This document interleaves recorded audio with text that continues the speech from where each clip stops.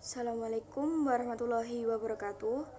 Kami dari kelompok 9, mata kuliah Etika dan Profesi Keguruan, yang beranggotakan saya sendiri Aslina Afisa Putri, teman saya Nur Khairaya Roh Absah, Tia Yusrani Prantika, dan Mareta Aninda Putri. Di sini kami akan mempresentasikan materi tentang meningkatkan kemampuan diri melalui organisasi profesi. Yang pertama yaitu pengertian dan unsur-unsurnya. Pengertian organisasi. Menurut Gito Sudarmo, organisasi adalah suatu sistem yang terdiri dari pola aktivitas, kerjasama yang dilakukan secara teratur dan berulang-ulang oleh sekelompok orang atau untuk mencapai suatu tujuan tertentu. Nah, di sini ada 4 unsur-unsur organisasi. Yang pertama yaitu sistem, yang kedua pola aktivitas, yang ketiga sekelompok orang, yang keempat tujuan. Yang pertama di sini sistem. Sistem di sini di mana suatu organisasi atau kumpulan dari sub-sub yang memiliki saling keterkaitan fungsional satu dengan yang lainnya. Yang kedua pola aktivitas, di mana suatu aktivitas yang dilakukan oleh sekelompok orang memiliki pola dan cenderung dilakukan secara berulang-ulang. Yang ketiga yaitu sekelompok orang, di mana organisasi merupakan kumpulan orang-orang yang memiliki tujuan bersama. Yang keempat yaitu tujuan. Organisasi yang didirikan untuk mencapai suatu tujuan yang telah direncanakan. Nah, bila mana salah satu unsur organisasi tersebut ada yang hilang, maka belum bisa dikatakan sebuah organisasi karena belum memenuhi unsur-unsur yang seharusnya ada. Nah, saya akan melanjutkan poin yang kedua yaitu struktur organisasi. Struktur organisasi itu adalah kerangka atau pola kerja untuk menjalankan tugas dan fungsinya sesuai dengan posisi atau kedudukan dalam sebuah organisasi. Struktur organisasi pada sebuah organisasi itu dapat berubah berdasarkan kebutuhan dari organisasi tersebut. Nah, struktur organisasi itu menghubungkan antara satu anggota dengan anggota yang lainnya. Adapun manfaat dari adanya struktur organisasi ini adalah yang pertama, pimpinan dengan mudah mengetahui tugas, tanggung jawabnya, dan wewenangnya, begitu juga bawahan atau anggotanya. Poin yang kedua sendiri yaitu menghindari terjadinya perselisihan, saling menyalahkan, dan lempar tanggung jawab. Nah, dalam sebuah organisasi pasti yang namanya perselisihan itu ada. Maka dari itu terbentuklah suatu struktur organisasi agar menghindari terjadinya perselisihan tersebut. Nah, poin yang ketiga itu adalah penghematan biaya. Penghematan biaya sendiri itu berhubungan dengan biaya operasional dari sekolah atau lembaga dari organisasi tersebut. Poin yang keempat sendiri adalah pembagian kerja dapat lebih tepat dan jelas. Selanjutnya yaitu komunikasi dalam organisasi. Untuk yang pertama yaitu pengertian komunikasi dalam organisasi. Menurut Gibson mengatakan bahwa komunikasi adalah pengiriman informasi beserta pemahamannya dengan menggunakan simbol verbal maupun nonverbal. Sedangkan menurut Gito Sudarmo dan Nyoman Sadita mendefinisikan komunikasi sebagai penyampaian atau pertukaran informasi dari pengirim kepada penerima baik lisan, tertulis maupun menggunakan alat komunikasi. Jadi berdasarkan informasi tersebut dapat ditarik bahwa komunikasi adalah pengiriman informasi dari pengirim kepada penerima guna memperoleh tanggapan. Jadi komunikasi dalam organisasi merupakan media yang efektif untuk mengendalikan anggota dan lingkungannya. Jadi suatu konflik dan keresahan atau kesalahpahaman yang ada dalam organisasi dapat diminimalisir dengan adanya komunikasi.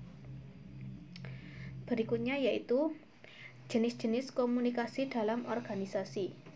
Menurut Nimran mengatakan bahwa ada bermacam-macam paradigma yang dapat dipakai untuk membedakan berbagai bentuk komunikasi.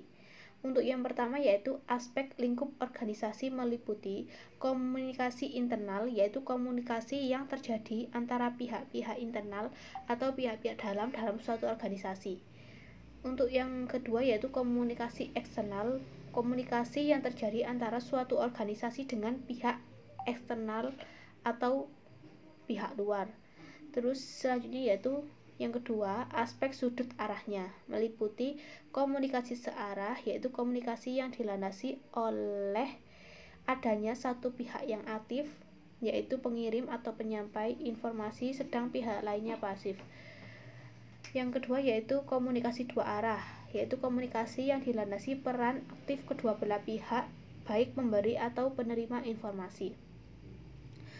Yang ketiga yaitu aspek aliran komunikasi dalam organisasi. Itu meliputi komunikasi dari atas ke bawah, komunikasi dari bawah ke atas, komunikasi horizontal atau literal, dan komunikasi diagonal. Yang keempat yaitu aspek media atau alat yang digunakan. Meliputi komunikasi visual, komunikasi audial, dan komunikasi audiovisual. Terus yang kelima yaitu aspek cara penyampaian. Jadi aspek cara penyampaian ini meliputi komunikasi verbal dan komunikasi nonverbal atau komunikasi tanpa kata. Berikutnya yaitu aspek strategi atau teknik, meliputi komunikasi koersif, yaitu dilakukan secara imperatif yang mengandung sanksi, ancaman, dan kekhawatiran. Yang kedua yaitu komunikasi persuasif, yaitu dilakukan secara psikologis, mengandung ajakan, himbauan, dan rayuan. Terus selanjutnya yaitu aspek jaringan di mana informasi mengalir.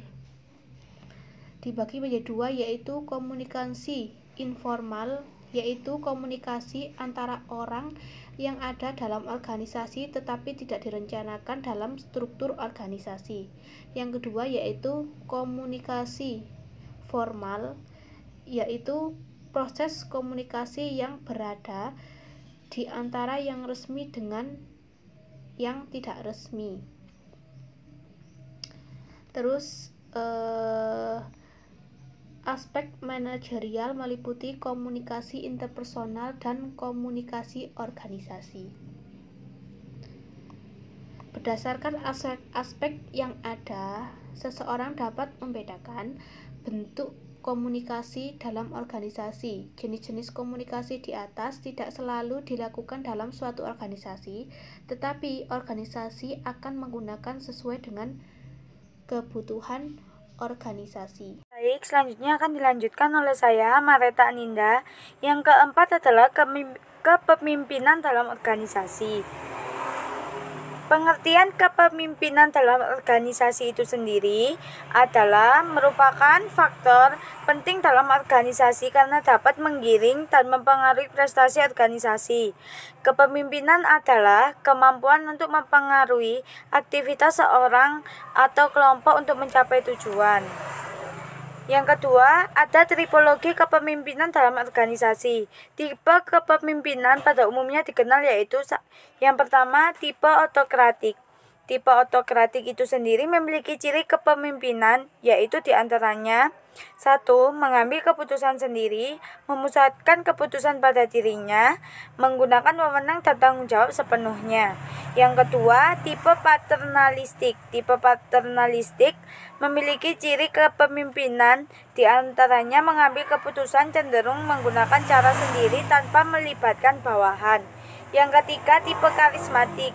Tipe karismatik memiliki ciri kepemimpinannya adalah memelihara hubungan dengan bawahan agar pekerjaan berjalan dengan baik, sekaligus menunjukkan hubungan tersebut berbasis rasional bukan kekuasaan. Yang keempat, ada tipe laissez-faire. ciri kepemimpinannya adalah menghindari penumpukan kekuasaan dengan cara mendelegasikan bawahan, menentukan tujuan atau menyelesaikan masalah tergantung kelompoknya. Yang kelima ada tipe demokratis. Tipe demokratis memiliki ciri kepemimpinannya di antara lain membagi tanggung jawab pengambilan dan keputusan dengan kelompok, mengembangkan tanggung jawab kelompok untuk menyelesaikan tugas, terbuka, tanggung jawab tetap berada pada pemimpin. Selanjutnya yang kelima, peran organisasi profesi dalam peningkatan kemampuan diri.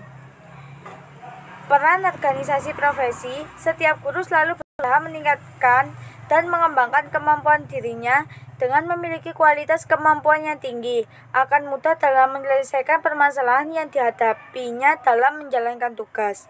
Organisasi profesi guru yang ada yaitu 1. Persatuan Guru Republik Indonesia PGRI, Musyawarah Guru Mata Pelajaran MGMP, Ikatan Sarjana Pendidikan Indonesia ISPI.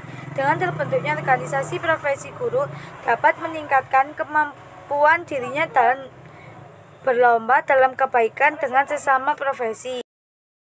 Sekian presentasi dari kelompok kami, kurang lebihnya kami mohon maaf. Wassalamualaikum warahmatullahi wabarakatuh.